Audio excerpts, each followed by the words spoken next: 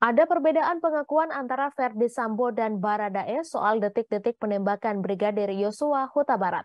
Perbedaan pengakuan itu diketahui dalam rekonstruksi pembunuhan Brigadir J pada Selasa 30 Agustus kemarin.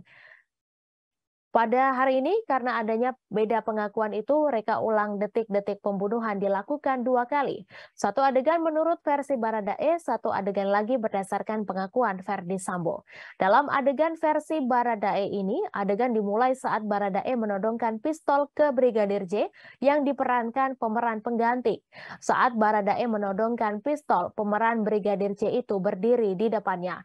Posisi Brigadir J sedikit agak merendah seperti hendak berjongkok.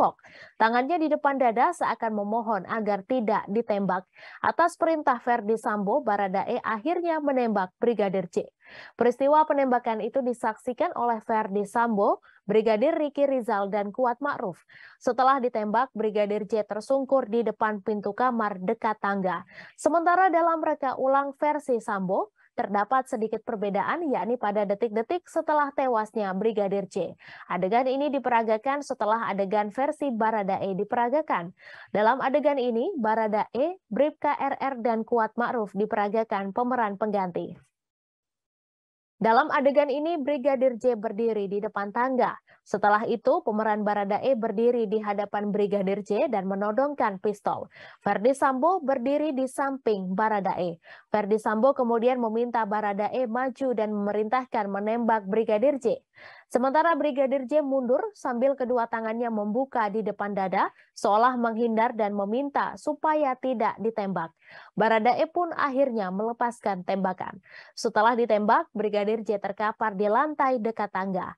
Brigadir J langsung terkapar di lantai dekat tangga, kemudian setelahnya Sambo mengambil pistol milik Brigadir J yang berada di pinggang Yosua.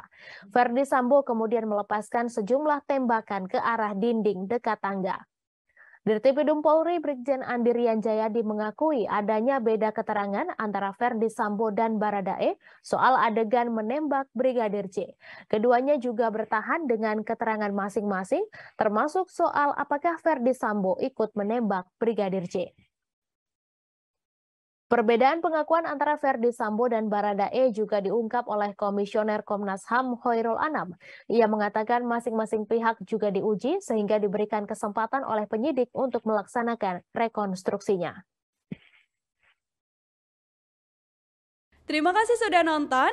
Jangan lupa like, subscribe, dan share ya.